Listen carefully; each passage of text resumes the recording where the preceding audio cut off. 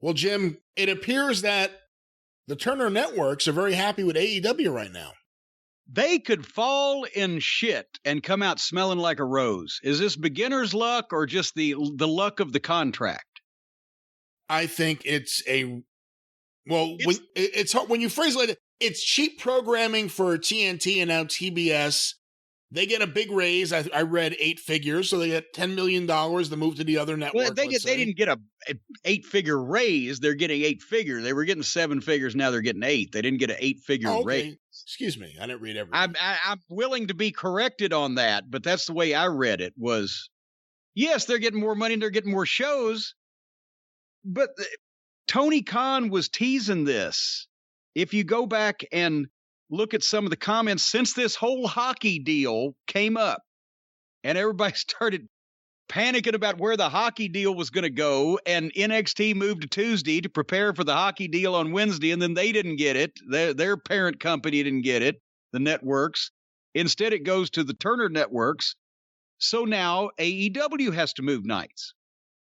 But as I mentioned, Tony Khan has been prefacing this. Well, I'm willing to listen to any deal that's good for AEW, but we have a contract. Yes, the guy that they got rid of that ain't there anymore gave them a contract for AEW on TNT. So now that the Turner stations get the hockey package and all that other stuff, then they have to move AEW, which the AEW fans, well, they won't move AEW. Well, of course they will, because it's a goddamn network TV package deal that they're doing here. But they have a contract, so they have to go to Tony with a deal that he accepts, because elsewise he's going to hold him to that contract and blah, blah, blah. So he's been prefacing this. Well, we're happy where we are, but we'd listen to any deal that's beneficial to us or better for us or whatever, which they got. AEW moves to TBS starting in January, to clears the way for the hockey programming or whatever else they're going to do with this package on TNT. They had been promised another program on TNT, which they're getting on Friday nights at 10 o'clock, which is obviously for 1 hour, which is the secondary program they've been talking about, but that will move to TBS also in January. And to sweeten the deal, to get Tony Khan to agree to do this, they get 4 basically Clash of Champions specials on TNT. They're going back to the old formula. They're going to do 4 live. I guess by the time they finished with the Clashes back in the 90s, they were doing 6 a year, but 4 live specials on TNT per year to do this. So AEW gets more TV time and they get more money, and TNT clears the way for the package they just got. And now the question is, how will AEW programming fit in with TBS's programming strategy and schedules? But since there's nothing on TNT, anything remotely like it either, it'll look like a screen door on a submarine on either station. Yeah, we get plenty of commercials for that Wipeout show with Cena. That's on TBS, and we get those during AEW. Yeah. And that's the thing, is that I think somebody was talking about TNT being the more sports-oriented station, so they were getting the wrestling. But since this wrestling didn't turn out to be anyway related to sports, it doesn't make any sense to adopt that strategy or keep that strategy anyway. So, yes, AEW gets a better deal, and TNT gets the time open for what they want to do, and everybody prospers except the viewer. Because think about this. Another hour of AEW on television per week, in addition to the one we're already watching, which is rotten enough. What are they going to do on that show, Brian? Maybe, do we get to see Big Show again? Is he going to come out of the Federal Witness Protection Program since they've got another hour of network television, maybe to show off one of the, no pun intended, biggest names they've hired? Or does he stay on YouTube? No, they announced that we're going to see him on the pay-per-view. He'll be announcing the Battle Royal. Well, there you go. That's wonderful. You can't mean to tell me that somebody hasn't thought, hey, you know what? We've got Paul White, the former Big Show, working for us. We're going to have him do one interview on every TNT Dynamite with some of the talent every week, and nothing happens. He just interviews them, and that's where we mention our YouTube programming. And then after 6 or 8 weeks, somebody says something sideways to him, one of the heels, if you can figure out which ones those are. And then you end up going to a pay-per-view with just the heel or the heel's manager or the heel's partner or somebody handcuffed to the world's largest athlete, Paul White, at ringside so he can't interfere, and you can advertise that.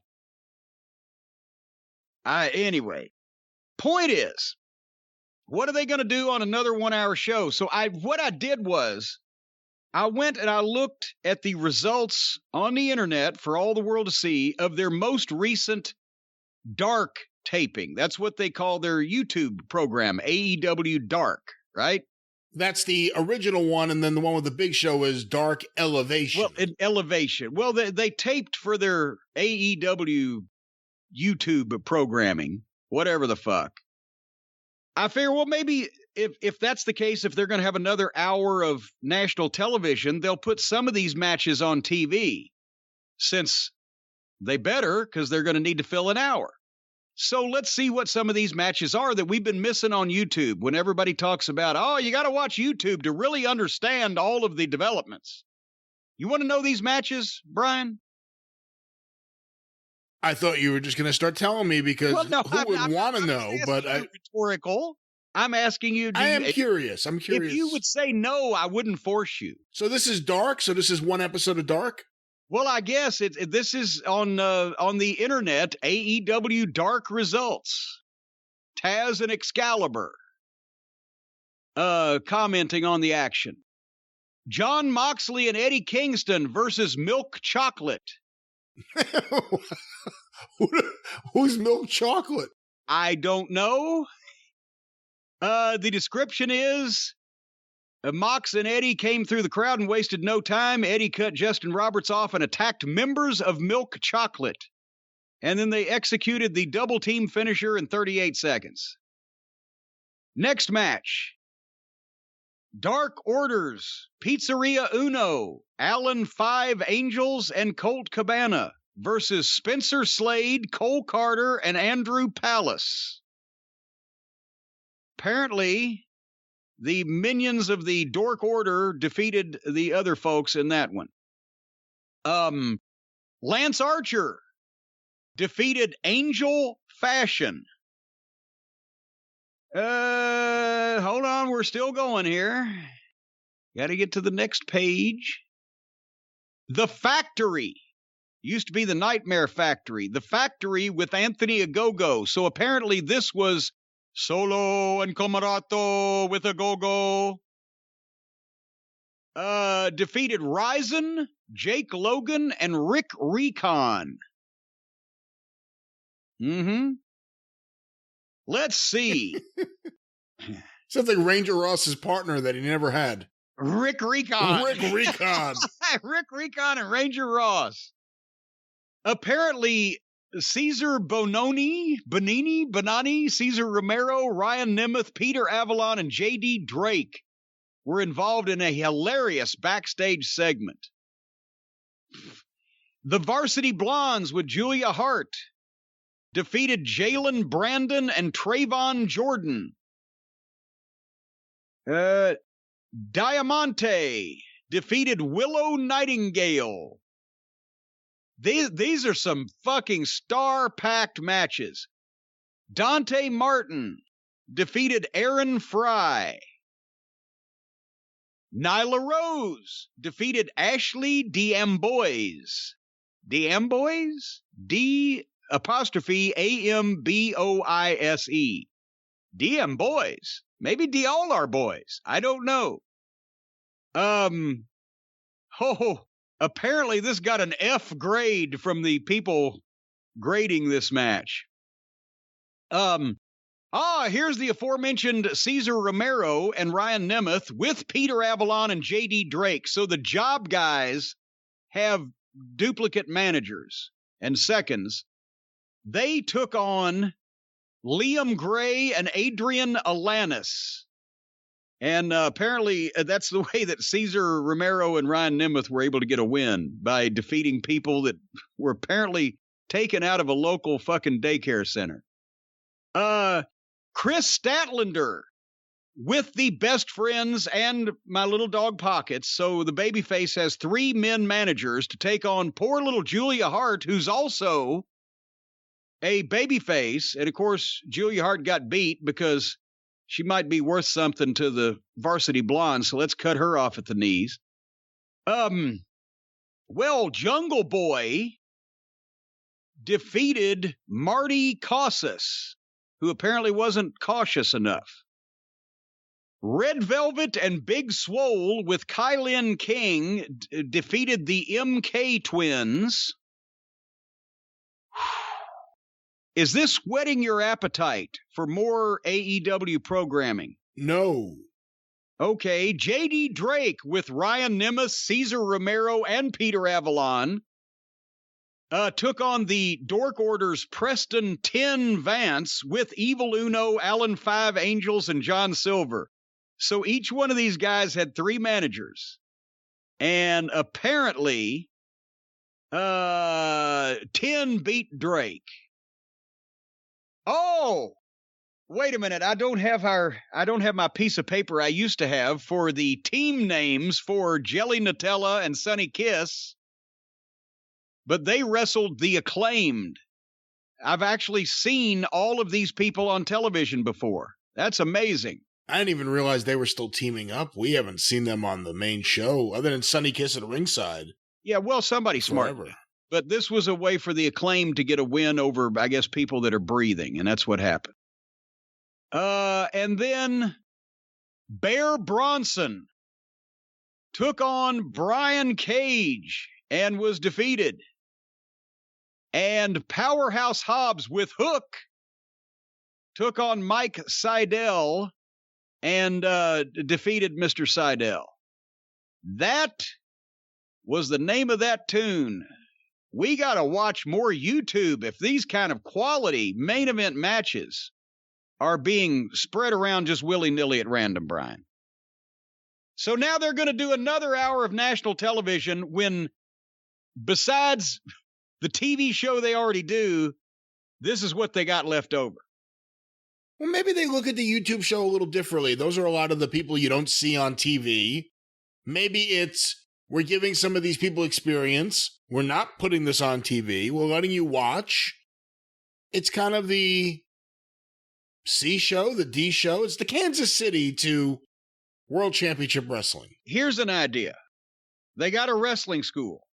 Let the wrestling school run some spot shows in Smyrna, Georgia in front of 100 people and let the guys get experience there. Because when you're putting these guys on YouTube, they're being seen around the world. And the problem is not that the guys that getting experience are that they're getting experience. The problem is you're using wrestling school students to put your alleged stars over and then showing it to large amounts of people. And this is a problem that we will discuss in the review of their television program. But you can't just... A lot of these guys that they're trying to push are inexperienced themselves and green themselves, and they don't know how to get themselves over. What they ought to be doing is going out. I don't know if these people exist anymore, but they always have in the past when I ran promotions or booked talent for promotions. You go and you find the guys on the independents that have been doing this for a while. I'm not talking about the goofy modern day independents that use all the same guys that fucking they're using on YouTube. I'm talking about serious wrestling promoters that have been running their areas for a while. Burt Prentice in Jackson, Tennessee. Or fucking the guy, I'm sure FTR knows a number of people in the Carolinas. You find guys in their early 30s that have been doing this for about 10 years that look like they're in fucking shape, that have just for one reason or another have never gone anywhere, and you get those guys and you bring them in and you use them to put over your stars, because even though they haven't made it, they're probably more accomplished workers than the fucking guys you're pushing because they have more experience. And I used to keep a list, especially in the WWF days, but even in Smoky Mountain Wrestling, when we did TV in North Carolina, okay, I know my 4 or 5 guys in North Carolina that can work and not embarrass anybody, or Tennessee or Virginia or whatever. You're going to get Mike Sampson if you're in Virginia. You're going to get somebody else if you're down in Tennessee. You're going to get George South or whoever to come over if you're in fucking North Carolina. Well, the same thing could be done here. You don't just take guys right out of your wrestling school and put them in the ring in front of a bunch of people to put your alleged stars over that have only been in the business 3 or 4 years, if that. You get guys that have experience that you see once, and then 4 months later you see them again, and you rotate those guys. I always kept a list every time we were in the WWF. If we were doing TV in the Midwest, Chicago and Milwaukee, well, that's where Adam Pearce and some of those guys got a call. If you're in Pennsylvania or New Jersey, well, Steve Carino and some of those guys, and Ace Darling and Devin Storm, you're going to call them. If you're down in fucking Tennessee, well, I had guys down there that you could call. Or if you're in Cincinnati, you were going to get Sean Casey or whatever. Guys that should have had a spot in a territory somewhere because they were good enough, but there weren't any territories anymore. But you wanted quality workers to put your guys over because your stars that you put over look worse if they're in there with a bunch of fucking yahoos. A lot of people remember the old TBS Saturday night show fondly, but there were a lot of guys that had no business being in the ring that were brought to do jobs on that TV simply because nobody else would agree to be beaten in that quick a fashion if you were an actual full-time wrestler. So you had to take what you could get. And usually it was guys that Mike Jackson smartened up and put in the car and brought over for the trans. But at that case, you just played with them. But we've moved past that now, where people won't accept that. So get guys that know what they're doing to come in and do jobs for your stars so it will make them look like stars. And that's the kind of shit you need to be putting on television or YouTube. Don't have these fucking poor fucking wrestling school students out there wrestling other wrestling school students unless you're doing TV from a wrestling school. Anyway, does this mean we're going to have to watch those specials now too? I guess the Clash of the Champions, although how special will they be if it's main event matches? That's what we get for every show, other than the YouTube shows, clearly. It'll be no different. It's a 2-hour television program. The Clash of Champions was a big deal because you got to see all main event matches from a big arena and not a studio show with no names. So there's anyway, I'm happy for them that they've got this business windfall because of the existing contract they had that needed to be changed, and the networks were happy to give them stuff to have them change it. And now I'm trying to figure out what they're going to do to fill another hour of national television when the first show is rotten, and what they're going to do to differentiate the 4 specials a la the Clash of Champions and 4 pay-per-views a year from whatever because they just gave away blood and guts on free television. And not even a free television special, but just their regular weekly program. So what are they going to fill all this time with? I don't know. Maybe Brandy has some new hobbies that she'd like to share with the world. Maybe she's taking up knitting. Somebody tweeted, you know what Yoko Ono translates to in English? Brandy. Anyway, before we talk about this AEW television program, what are you doing on your fine programming this week?